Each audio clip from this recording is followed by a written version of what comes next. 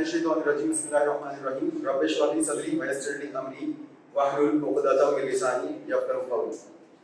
चार टर्म का सवाल फैक्टराइजेशन के लिए, और हम जानते हैं चार टर्म्स के सवाल में सबसे पहला आइडिया हमारे जहन में यही आता है उसको फैक्टराइज करने के लिए कि हमें दो दो टर्म्स करके कॉमन लेना चाहिए।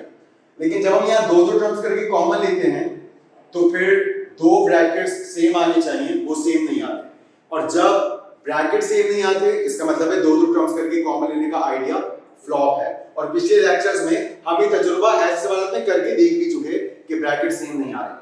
उसके बाद एक और ऑप्शन ये हो सकता है कि इन चार में से कोई तीन टर्म्स a² + 2ab + b² या a² - 2ab + b² का फॉर्मूला बना रहे हैं, उसके लिए दो टर्म्स परफेक्ट स्क्वायर होनी चाहिए।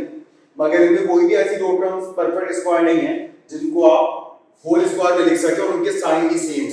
हालांकि आप x⁻6 को भी होल स्क्वायर में लिख सकते हैं, 4x² को भी होल स्क्वायर में लिख सकते हैं, मगर फॉर्मूला लगाने के लिए ये जरूरी है कि दोनों टर्म्स का साइन सेम हो, या तो दोनों होल स्क्वायर्स या परफेक्ट स्क्वायर्स प्लस में हो या दोनों माइनस में हो। अब हम ये चेक करते हैं कि क्या इन टर्म्स में से दो टर्म्स परफेक्ट क्यूब हैं, और वो दो टर्म्स कौन सी परफेक्ट क्यूब होनी चाहिए? फर्स्ट टर्म और लास्ट टर्म, ये परफेक्ट क्यूब होनी चाहिए, यानी कि इनको होल क्यूब में लिखा जा सकता हो, तब हम ये फॉर्मूला अप्लाई कर सकते हैं। क्योंकि आप देख सकते हैं ये फॉर्मूला चार टर्म्स की मदद से बनता है, a³ - 3a² + 3ab² और -b³। तो यहाँ फर्स्ट टर्म x⁻6, इसको भी आप होल क्यूब में लिख सकते हैं क्योंकि 6 3 की टेबल में आने वाली पावर है। 64 के लिए कोई ऐसा नंबर जिसकी पावर 364 हो, 4 की पावर 3 यानी कि 4 × 4 × 4 64 होता है। 27 के लिए कोई नंबर 3 की पावर 327 होता है। मगर एक प्रॉब्लम है, वो क्या है? फॉर्मूले के मुताबिक फर्स्ट टर्म प्लस में होती है, सेकंड टर्म माइनस में होती है, थर्ड टर्म प्लस में होती है और फोर्थ टर्म माइनस में होती है। तो इस सवाल में एक मिस्टेक जो है वो साइन की तो नहीं है, यहां मिस्टेक पावर की है। ठीक, तो यहां टर्म्स तो इसी तरतीब में रहेंगी जिस तरतीब में है, यानी कि आप टर्म्स को तो ऐसे ही लिख सकते हैं, x⁻6 16x to the power 4/3 4x² -64/27। ठीक, तो यहां जो टर्म्स हैं इनके साइन में या इनकी पावर में कोई मिस्टेक है, यानी कि बुक में इस सवाल को गलत टाइप किया गया है। तो इस सवाल को हम करेक्ट कैसे करें, सवाल की करेक्शन कैसे हो? तो देखें, कभी भी सवाल को देखकर सवाल को करेक्ट करना आसान नहीं होता। सवाल को अगर आप करेक्ट करना चाहते हैं तो ये फॉर्मूला लगा दीजिए, और फॉर्मूले के मुताबिक जो टर्म्स बन रही हो इन टर्म्स को हम क्या करेंगे, वैसा बना देंगे। राइट, तो अब हम देखते हैं, फॉर्मूला लगाते हैं, a³ - 3a² + 3ab² और -b³। अब देखिए, फर्स्ट टर्म का होल क्यूब मतलब हमें ब्रैकेट के अंदर a मिल जाएगा, लास्ट टर्म का होल क्यूब जब लिखेंगे तो हमें ब्रैकेट के अंदर b मिल जाएगा। जब a और b पता चल जाएगा कि क्या है, तो यहाँ पर भी तो हमें इन ब्रैकेट्स को a और b से फिल करना है। तो यहाँ x6 की जगह हम अंदर x की पावर क्या लगाएं कि वो 3 से मल्टीप्लाई होकर वापस 6 बन जाए, 2, क्योंकि ब्रैकेट के बाहर वाली पावर ब्रैकेट के अंदर वाली पावर से क्या होती है, मल्टीप्लाई होती है।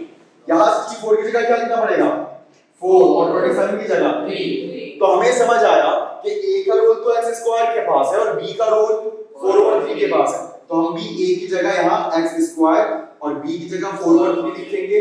फिर हम यहाँ a की जगह x² और b की जगह क्या लिखेंगे, 4/3 लिखेंगे।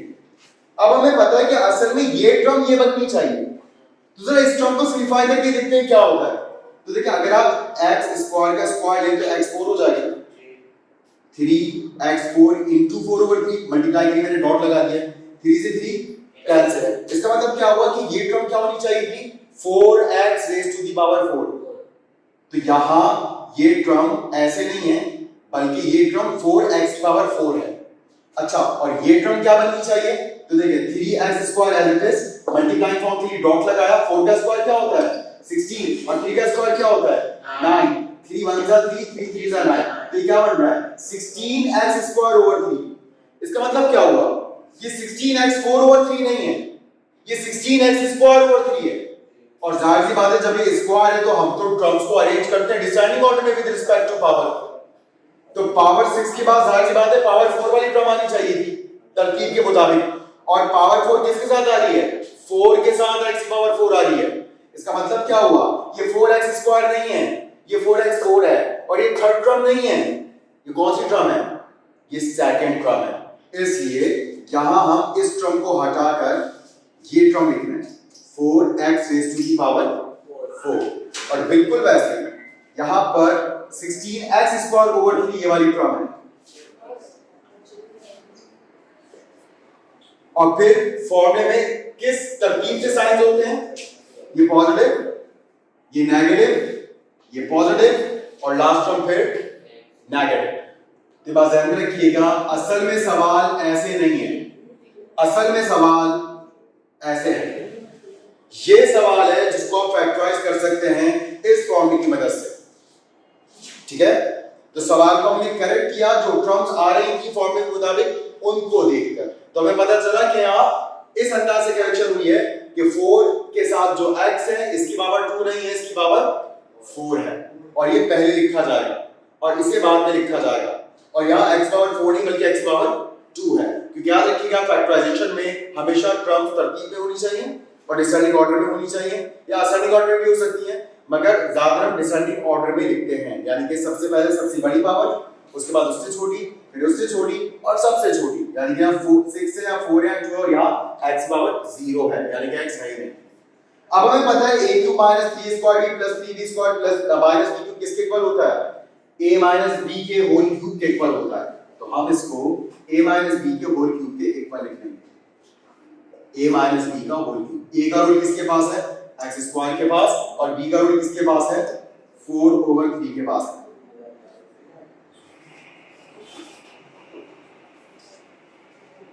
तो यूं हमें इस सवाल पे थोड़ा वक्त यूं लगाना पड़ा कि सवाल में जो मिस्टेक्स थी उनको ठीक करना पड़ा, और ठीक करने के बाद ये इस काबिल हुआ कि इसे फैक्टराइज किया जा सके, ना सिर्फ फैक्टराइज किया जा सके बल्कि इस फॉर्मूले से फैक्टराइज किया जा सके।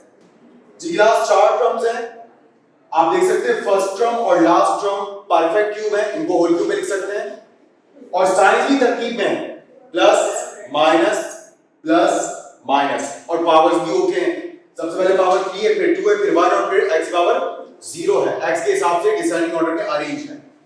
फौरी तौर पर हम यहां फार्मूला लगाएंगे, यही formula a cube minus 3 a square b plus 3 ab square और माइनस b क्यूब। अब a का मतलब फर्स्ट टर्म का क्यूब रूट, 8 की जगह क्या लिखा जाएगा 2, x क्यूब की जगह x पावर 1 लिखते नहीं, 27 3 का क्यूब होता है, जिसका जब आप क्यूब लेंगे तो वापस ये टर्म बन जाएगी। वैसे यहां देखिए 27 को आप क्या लिख सकते हैं 3, 8 को क्या लिख सकते हैं 2 और y की पावर 1। उसके बाद 2x ओवर 3 यहां आएगा, 3y ओवर 2 यहां आएगा, फिर 2x ओवर 3 a की जगह आएगा और 3y ओवर 2 b की जगह आएगा। और आप चाहें तो इस फॉर्मूले को a माइनस b के होल क्यूब के फॉर्मूले में बंद करने से पहले दरमियान की जो दोनों टर्म्स हैं उन्हें आप चेक भी कर सकते हैं कि बैलेंस है या नहीं।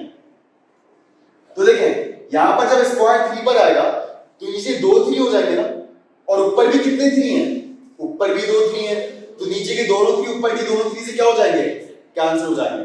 अच्छा स्क्वायर जब 2 पर आएगा तो 4 हो जाएगा, और 4 नीचे वाले 2 से कैंसिल हो जाएगा तो 2 रह जाएगा, यानी कि 2 और स्क्वायर x पर आने के बाद 2x स्क्वायर हो जाएगा, 2x स्क्वायर y। देखिए ये लिखा हुआ है, इधर भी अगर आप देखें तो 3 से 3 कैंसिल, ये स्क्वायर 2 पर अप्लाई हुआ तो 2 2 हो गए, इस 1 2 से ये 1 2 कैंसिल, नीचे सिर्फ 1 2 रह जाएगा, और ऊपर 3 का स्क्वायर क्या हो जाएगा 9, और y का स्क्वायर क्या हो जाएगा y स्क्वायर।